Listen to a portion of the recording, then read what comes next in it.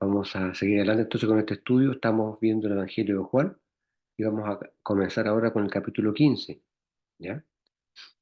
Esto es alrededor del año 33 después de Cristo, es decir, nuestro Señor Jesucristo tenía 33 años de edad. Dice la palabra en el versículo 1 del capítulo 15: yo soy la vid verdadera y mi Padre es el viñador, ¿cierto? Cuando Él dice yo soy la vid verdadera, eh, se refiere a Él, a sí mismo, ¿cierto? Como la iglesia, como el verdadero hombre o como la sola fuente de vida, ¿cierto?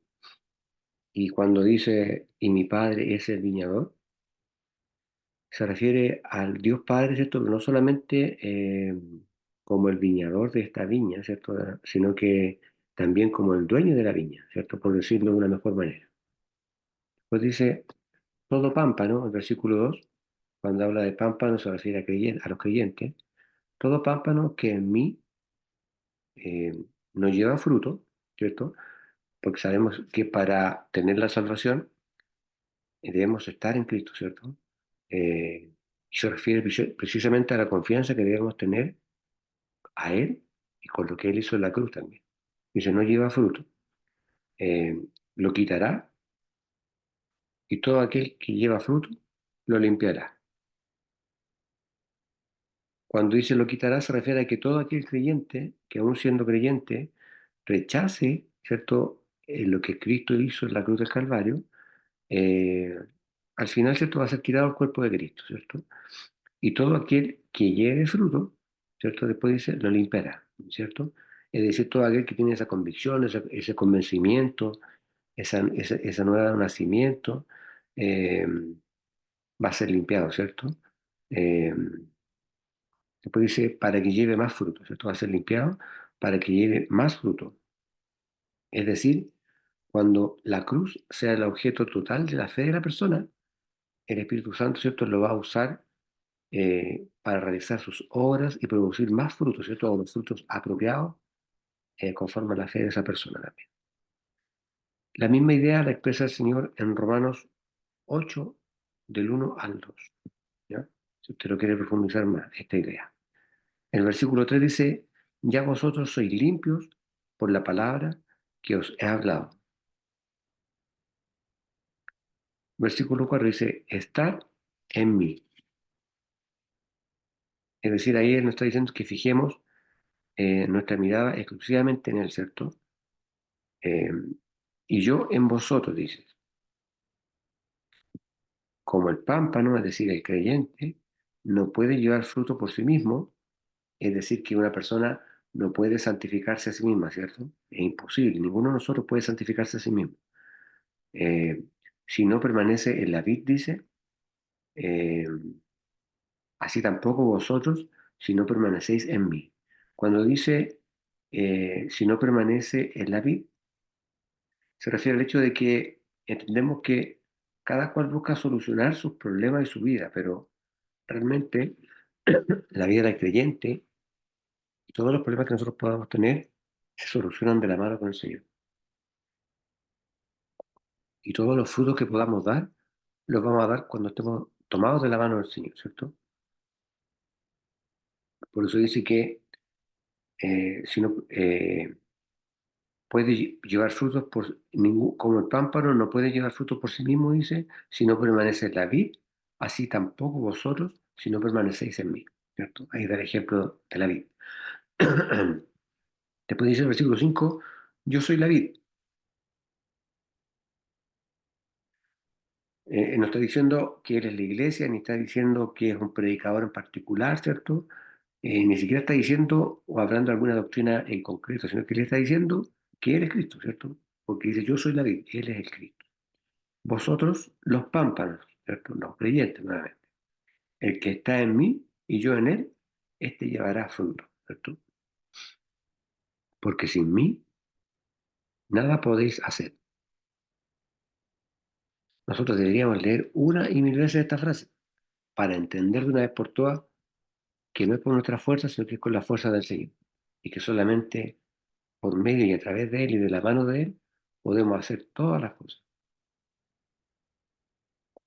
El versículo 6 dice, El que en mí no permaneciere, es decir, aquella persona que rehúsa la cruz o que decide de alguna manera, ¿cierto?, servir a otros dioses, será echado fuera como mal pámpano.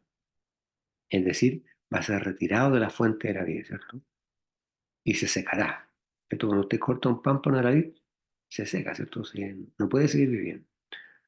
Eh, dice se secará porque en definitiva, sin la fe apropiada en Cristo y en lo que Él hizo en la cruz, el creyente al final se marchita. Nosotros somos marcesibles, ¿cierto? Nos podemos eventualmente marchitar si perdemos nuestra fe. Por eso él habla de que ese pámpano sacado de la vid se va a secar. Y lo recogen, ¿cierto? Y lo echan en el fuego y arde, ¿cierto? Eh, bueno, el resultado final, en definitiva, ¿cierto? De apartarse de la vid verdadera es el infierno eterno. Eso lo explica claramente cuando dice, y lo recogen y lo echan en el fuego y arde, ¿cierto? Esos pámpanos que se alejan, se separan de la vid verdadera, es decir, los creyentes que se alejan de Jesús, se van al infierno, ¿cierto? Así como esos pámpanos son echados al fuego, el creyente que se aleja de Cristo se va al infierno. Versículo 7 dice, si permanecéis en mí, es decir, si mantienen su fe afianzada en Cristo y en la cruz, y mis palabras permanecen en vosotros, pedid todo lo que quisierais y os será hecho. Es decir, lo que está diciendo es que la fe apropiada en Cristo y la cruz, de alguna manera mueve la voluntad de Dios. Esto no es que nosotros estemos manipulando la voluntad de Dios, pero eh, de alguna forma el Señor nos mira de otra manera, no de una manera distinta, porque Dios no hace excepción de personas, pero eh, responde de una manera a lo mejor más cariñosa. Versículo 8. En esto he glorificado a mi Padre. ¿En qué cosa, cierto? En que los creyentes pongan su fe total en Cristo y en la cruz, ¿cierto? A eso se refiere cuando dice, en esto he glorificado a mi Padre, ¿cierto? El que llevéis mucho fruto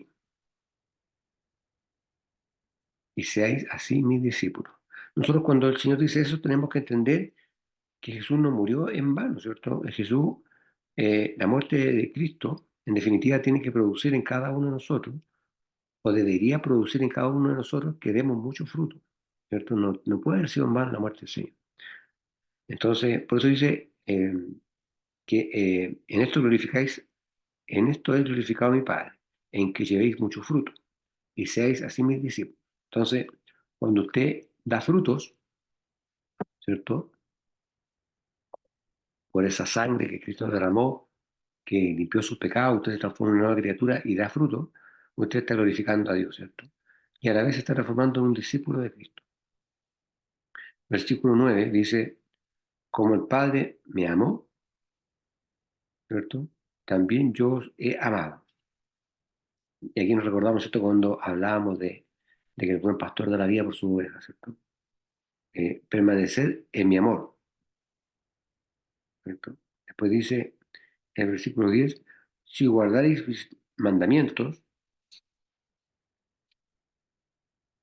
permaneceréis en mi amor. No olvidemos que la forma de que podamos nosotros guardar los mandamientos de Cristo, los mandamientos del Señor, perdón, eh, es que el Espíritu Santo obra en cada uno de nosotros, ¿cierto?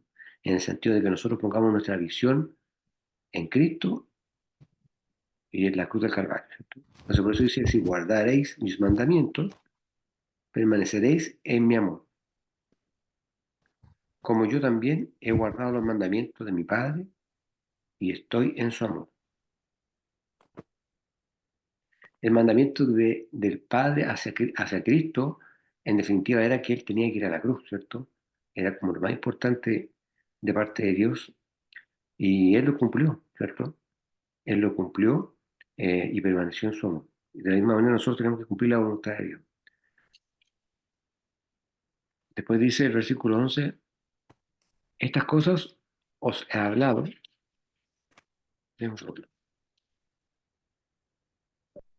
estas cosas os he hablado para que mi gozo esté en vosotros. El gozo del Señor, imagínense, poder, así como nosotros nos gozamos con las cosas del Señor, qué maravilloso es poder lograr que el Señor se goce con nosotros. Y aquí nos dice, estas cosas os he hablado para que mi gozo esté en vosotros. Es decir, el gozo del Señor permanece en nosotros cuando nuestra fe es correcta. Pues no estamos creyendo en el pastor, ni estamos creyendo en el encargado, ni estamos creyendo en nuestras obras, sino que estamos creyendo en Cristo, ¿cierto? Y en la obra que hizo en la cruz. Cuando nosotros creemos en Cristo realmente de corazón, porque Dios conoce y pesa nuestros corazones, ahí el Señor se goza con nosotros, ¿cierto? Y obviamente al creer en Cristo y al creer en la cruz, viene todo lo demás, por cierto, dan ganas de hacer obra, dan ganas de ayudar al prójimo, dan ganas de tratar bien a los hermanos, ¿cierto? A las otras personas, etcétera. Cuando estamos llenos de la presencia de Dios. Y después dice, y vuestro gozo sea cumplido, y vuestro gozo sea cumplido, ¿cierto? Eh, y esto es súper importante entenderlo porque voy a leer completo el versículo. Dice, estas cosas os he hablado para que mi gozo esté en vosotros y vuestro gozo sea cumplido. Cuando la palabra dice que nuestro gozo sea cumplido, se refiere a que el cristiano no puede experimentar una plenitud de gozo, sino hasta que tenga un claro entendimiento de lo que Cristo hizo en la cruz. Eh, porque mientras no comprenda realmente el objetivo, el propósito que tuvo Cristo de morir en la cruz, tampoco va a entender a Cristo y por lo tanto no va a sentir ese verdadero gozo. Pero obviamente un cristiano maduro entiende cuál fue el objetivo de que Cristo fuera a la cruz, ¿cierto? Y cuando lo entiende, el gozo es absoluto en el cristiano y eso hace que también el Padre se goce en nosotros. Versículo 12 dice, este es mi mandamiento, que os améis los unos a los otros, ¿cierto? Eh, y aquí volvemos a lo mismo, ¿cierto? Nosotros nos vamos a amar a nosotros mismos cuando entendamos el gran amor que tuvo Cristo por cada uno de nosotros para entregar su vida en la cruz. Cuando nosotros entendimos que Él fue capaz de amarnos hasta la muerte y que nos dice, ámense los unos a los otros como yo los amé a ustedes, entonces nosotros entendemos que tenemos que amar a los demás hasta la muerte también. Qué difícil, pero eso es lo que nos pide el Señor, ¿cierto? Y más que pedirnos es una orden de parte del Señor. Entonces dice, este es mi mandamiento, que os améis los unos a los otros como yo os he amado. Es decir, Él nos amó hasta dar la vida por cada uno de nosotros. Siendo tan miserables como somos, el Señor dio su vida por nosotros. Así que amémonos entre nosotros también de la misma manera, ¿cierto? Estando dispuestos a dar la vida por el otro. Versículo 13 dice, nadie tiene mayor amor que este, que ponga alguno su vida por sus amigos, ¿cierto? Está describiendo lo que hizo el Señor en la cruz, en definitiva. 14 dice, vosotros sois mis amigos, si hicierais las cosas que yo os mando. 15, ya no os llamaré siervo, porque el siervo no sabe lo que hace su Señor, pero os he llamado amigos, porque todas las cosas que oí de mi Padre os di a conocer. O sea, en definitiva, el Señor nos está poniendo una vara muy alta, porque ya dejamos de ser siervos y somos sus amigos. eh, y eso nos deja la vara muy alta, no tenemos excusa para no creer en Él, ¿cierto? Para no servirle, para no amarle. Dice el versículo 16, yo, perdón, no me elegisteis vosotros a mí, sino que yo os elegí a vosotros. O sea, no es que nosotros hayamos encontrado al Señor, sino que fue Él el que nos encontró, ¿cierto? Y nos apartó de una manera amorosa. Y os he puesto, dice, para que vayáis y llevéis frutos. Está repitiendo lo mismo, que ya que nos eligió, nos separó, nos apartó, el deseo mayor de Él es que nosotros demos frutos, ¿cierto? ¿Para qué? Para glorificar al Padre. La misma idea está en Gálatas 6:14, si usted la quiere ver después. Y vuestro fruto permanezca, ¿cierto? ¿Por qué? Porque mientras nuestra fe esté encendida, mientras nuestra fe sea en Cristo y en la cruz, nosotros vamos a estar dando fruto. Es inevitable. Eh, para que todo lo que pidieseis del Padre en mi nombre, Él os lo dé. Versículo 17. Esto os mando, que os améis los unos a los otros. Versículo 18. Si el mundo os aborrece,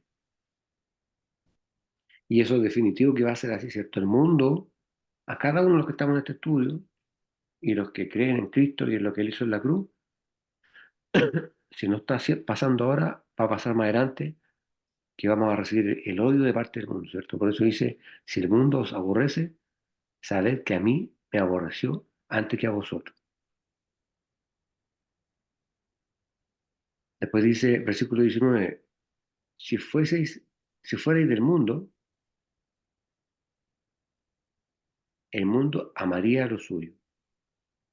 Porque no sois del mundo, os elegí del mundo. Eso os aborrece, por eso os aborrece el mundo. El 20, acordaos de la palabra que yo os he dicho. No es siervo mayor que su Señor. Si a mí me han perseguido, y realmente fue así, ¿cierto? También a vosotros perseguirán. Y fíjese usted que la mayor parte de la persecución va a venir del mundo religioso, ¿no? No precisamente de los que no conocen a Cristo. Si han guardado mi palabra, también guardarán la vuestra. Es decir, que el mundo nunca va a aceptar la solución que nosotros le damos en Cristo y en la cruz del Calvario. Siempre van a buscar sus propias soluciones, ¿cierto? Y van a vivir en sus propias concupiscencias. Pero lo que nosotros le ofrezcamos de parte de Dios no lo van a querer recibir. Por eso, del 18 en adelante, no está hablando del odio del mundo hacia el pueblo cristiano. Versículo 21 dice, pero todo esto os hará por causa de mi nombre, porque no conocen al que me ha enviado.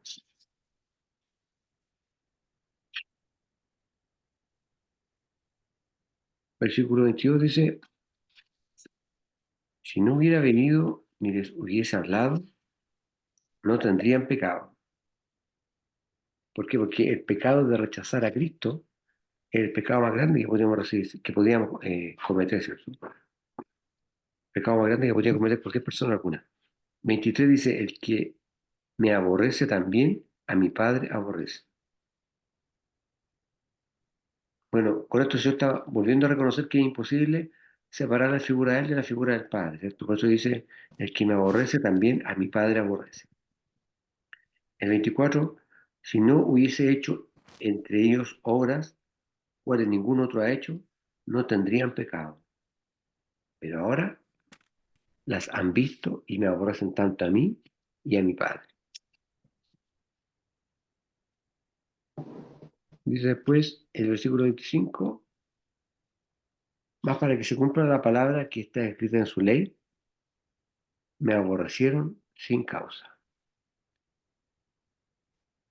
26, empero cuando viniere el Consolador, ¿cierto? El Espíritu Santo, el cual yo os enviaré del Padre, aún el Espíritu de verdad, el cual procede del Padre, él dará testimonio de mí. Versículo 27, y vosotros daréis testimonio porque estáis conmigo desde el principio. Ahí le está hablando a los apóstoles, ¿cierto? Y se está refiriendo a todo lo que ellos vieron y observaron, ¿cierto? Y escucharon que él hizo. Eh, y lo que dijo también, ¿cierto? El capítulo 16 después, eh, ¿cierto? Que también ocurre alrededor del año 33 después de Cristo, dice estas cosas en el versículo 1, capítulo 16, versículo 1. Estas cosas os he hablado para que no os escandalicéis. Versículo 2, os echarán de las sinagogas. ¿Por qué? Porque ya en ese tiempo, como decíamos en otros estudios anteriores, ser echado a la sinagoga era algo vergonzoso, ¿cierto? Que era cortarle sus relaciones personales, de trabajo, económicas, etcétera. Entonces, dice, os echarán de la sinagoga. eh, la religión a que se refiere el hombre que ha tramado y que no acepta a Cristo, ¿cierto? Y el hecho de la cruz del Calvario. Y aún viene la hora cuando cualquiera que os matare pensará que hace servicio a Dios. Versículo 3, y estas cosas os harán porque no conocen al Padre ni a mí. Es decir, todos estos religiosos, a pesar de sus afirmaciones, de su conocimiento en la ley, realmente no conocen a Cristo, ¿cierto? Y menos al Padre. Por eso van a ocurrir todas estas persecuciones, que ya estaba anunciando el Señor. Versículo 4: os he dicho esto, para que cuando aquella hora viniere, os acordéis que yo os lo había dicho. Esto no os lo dije al principio, ¿cierto? Ahí le está aclarando de que él no les dio esta advertencia al principio de su ministerio, ¿cierto? Porque no era el momento todavía de revelar estas cosas. Porque yo estaba con vosotros, ¿cierto? O sea, aquí le está diciendo que él no le había advertido estas cosas porque todavía estaba con los discípulos, pero ahora él les revela porque ya su partida va a acontecer, ¿cierto? Versículo 5: pero ahora voy al que me envió, es decir, va de regreso al cielo junto al Padre, ¿cierto? Y ninguno de vosotros me pregunta, ¿a dónde vas? Versículo 6: antes, porque yo he hablado estas cosas, tristeza ha llenado vuestros corazones. O sea, los discípulos ya entendían que Jesús tenía que volver donde el Padre, pero todavía no dimensionaban lo de la resurrección, ¿cierto? Por eso les dice antes, porque os he hablado estas cosas, tristeza ha llenado vuestro corazón. Versículo 7: pero yo os digo la verdad, no es necesario que yo me vaya. Perdón, pero yo os digo la verdad, os es necesario que yo me vaya, ¿cierto? Eh, porque si no me voy, el Consolador, es decir, el Espíritu Santo, no vendría a vosotros. Pero si me voy, os lo enviaré. Versículo 8: y cuando Él, ¿cierto? El Espíritu Santo, viniere, redarguirá, es decir, convencerá al mundo de pecado, ¿cierto? El pecado más grande que es rechazar a Cristo, en definitiva. Y de justicia, ¿cierto? Dice, el mundo, y cuando Él viniera, redarguirá al mundo de pecado y de justicia y de juicio. Cuando habla de pecado, ¿cierto? Y como ya les decía, se refiere al pecado, ¿cierto? Supremo de rechazar a Jesús. Cuando habla de justicia, se refiere a Jesús en la justicia y en la resurrección, ¿cierto? Que lo declara como tal. Y cuando dice y de juicio, se refiere a que Satanás fue juzgado, ¿cierto? En el Calvario, eh, al momento, ¿cierto? De alguna manera cuando Jesucristo murió en la cruz y después cuando resucitó. Versículo 9: de pecado ciertamente por cuanto no creen en mí, ¿cierto? Es decir, no creen en Jesucristo ni en la obra de la cruz. Versículo 10: y de justicia por cuanto voy al Padre, y de juicio por cuanto el príncipe de este mundo es juzgado, ¿cierto? Ahí está la convicción. Después dice, aún tengo muchas cosas que deciros, el versículo 12. Ahí se está refiriendo a todas las cosas que iban a ser entregadas posteriormente a través del apóstol Pablo, ¿cierto? En el nuevo pacto, y cuyo fundamento, por supuesto, que iba a ser Jesucristo. Mas ahora no las podéis llevar. Versículo 13 dice, pero cuando viniera aquel, el Espíritu de verdad, aquí se está refiriendo al día de Pentecostés, Él os guiará a toda verdad, porque no hablará de sí mismo, sino que hablará todo lo que oyere. No se refiere, ¿cierto?, a la ignorancia, en definitiva, ya que el Espíritu Santo es Dios, sino más bien Él declara la obra de Cristo solamente, ¿cierto? Y os hará saber las cosas que han de venir, es decir, el nuevo pacto, que sería entregado dentro de poco tiempo más. Versículo 14, Él me glorificará, ¿cierto? Porque tomará de lo mío y os lo hará saber. Versículo 15, todo lo que tiene el Padre mío es. Por eso dije que tomara de lo mío y os lo hará saber. Versículo 16, un poquito y no me veréis. ¿Cierto? Se refiere a la ascensión que iba a ocurrir dentro de pocos días más, ¿cierto? Por eso dice un poquito y no me veréis. Y otra vez, un poquito y me veréis. Se refiere a la venida del Espíritu Santo. Porque yo voy al Padre. De alguna manera estaba dando a conocer que el gran plan de la redención estaba terminando, ¿cierto? Estaba terminado ya. 17. Entonces dijeron algunos de sus discípulos, unos a otros, ¿qué es esto que nos dice un poquito y no me veréis? Y otra vez un poquito y me veréis. ¿Y por qué yo voy al Padre? 18. Decían pues, ¿qué es esto que dice un poquito? No entendemos lo que habla. 19. Y conoció Jesús que le querían preguntar y les dijo, ¿preguntáis entre vosotros de esto que dije? Seguramente el Espíritu Santo le estaba dando a conocer al Señor lo que estaban rumoreando los discípulos, ¿cierto? Que no entendían muchas de las cosas que el Señor hablaba, en especial esto último que Él les dijo. Versículo 20. De cierto os digo que vosotros lloráis y lamentáis, mas el mundo se alegrará. Cuando habla de que el mundo se alegrará, se refiere a los líderes religiosos, ¿cierto? Eh, Aunque vosotros estaréis tristes, pero vuestra riqueza se convertirá en gozo.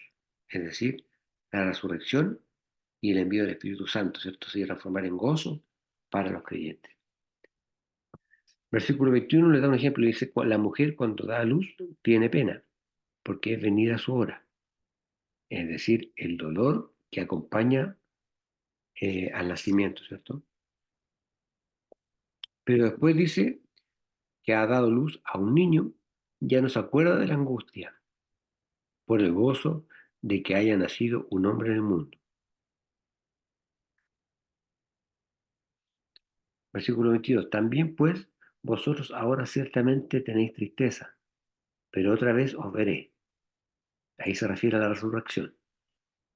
Y se gozará vuestro corazón y nadie quitará de vosotros vuestro gozo. Esto porque ahí ya, al momento de la resurrección y después de haber recibido el Espíritu Santo en Pentecostés, ya van a conocer completamente la verdad. Y por lo tanto, teniendo la verdad en nuestras vidas, ya nadie nos puede robar el gozo del Señor, ¿cierto? En aquel día, dice el versículo 23, es decir, después del día de Pentecostés, no me preguntaréis nada. Bueno, por supuesto que ya no voy a estar personalmente, ¿cierto? De cierto digo que todo cuanto pidiereis al Padre en mi nombre, os lo daré. 24. Hasta ahora nada habéis pedido en mi nombre. Pedid y recibiréis, para, para que vuestro gozo sea cumplido. 25. Estas cosas os he hablado en proverbios, mas la hora viene cuando ya no os hablaré de proverbios, sino claramente os anunciaré acerca del Padre. 26. Aquel día, es decir, después del día de Pentecostés, pediréis en mi nombre, y no os digo que yo rogaré al Padre por vosotros. 27. Pues el mismo Padre os ama porque vosotros me amasteis. ¿Por qué? Porque la aceptación de Cristo es la aceptación del Padre, ¿cierto? Y habéis creído que yo salí de Dios. Eso se refiere a la fe creyente reflejada en Cristo, ¿cierto? 28. Salí del Padre y he venido al mundo. Otra vez, yo dejo al mundo y voy al Padre. Es decir, en el fondo él le está diciendo que su misión ya había sido o estaba siendo cumplida ya. 29. Le dicen sus discípulos, he aquí, ahora tú hablas claramente y ningún proverbio dices. 30. Ahora entendemos que sabes todas las cosas y no necesitas que nadie te pregunte. En esto creemos que ha salido de Dios. 31. Le respondió Jesús, ¿ahora creéis? 32. He aquí, la hora viene, y ha venido, es decir, la hora de la crucifixión, que seréis esparcidos cada uno por su parte. Es decir, que la fe de cada uno también iba a ser debilitada, ¿cierto? y me dejaréis solo, aunque no estoy solo, porque el Padre está conmigo. Dios iba a estar con él en todo momento, ¿cierto? Pero cada uno de sus discípulos lo iba a abandonar. 33. Estas cosas os he hablado para que en mí tengáis paz. En el mundo tendréis aflicción, pero confiad, yo he vencido el mundo. Él hizo esto en la cruz del Calvario, ¿cierto? Para que podamos nosotros también vencer al mundo. La referencia de esa última frase está en Colosenses 2, del 14 al 15. Amén. Vamos a quedar hasta aquí, hasta el final del capítulo 16 del Evangelio de San Juan, para empezar la próxima semana, con la ayuda del Señor, el capítulo 17, ¿ya? De este mismo Evangelio.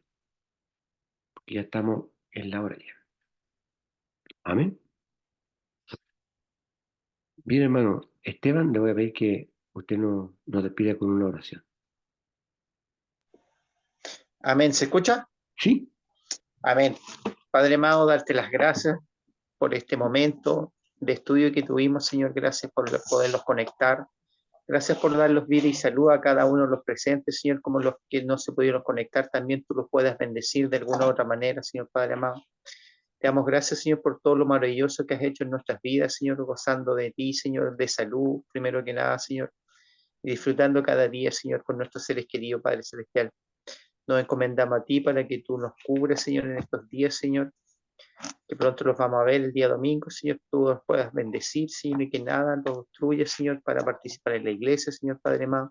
Tú puedes bendecir a cada familia, Señor, entregando salud, sobre todo, Señor, a mi hermana Daniela, mi hermano Fernando, sus hijos, Padre amado, tú los puedas proteger en todo, Señor, a sus padres también, Señor Padre amado, a nuestra familia, a la familia de la Paula, a mi hermano Jorge también, Señor Padre Celestial, tú puedes bendecir a cada uno, Señor, en todo, Señor Padre Celestial, bendiciendo nuestra mesa, bendiciendo nuestra salud, primero que nada, y aumentando nuestra fe cada día. Te doy gracias, Señor, por todo lo hermoso que eres, Señor, y porque tú siempre estás con nosotros cada día.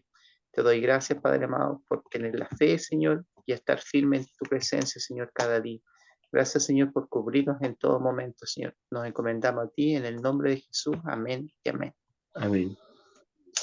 Gracias, Padre. Amén. Bien, hermano. Que Dios les bendiga y nos estamos encontrando, si Dios quiere, el día domingo en el servicio. Amén. Amén. Amén. Ya pues, que estén bien. Buenas noches, que descansen. Chao, hermano. Sí. Chao, Chao, descansen. Mica. Estén bien. Chao, hermana.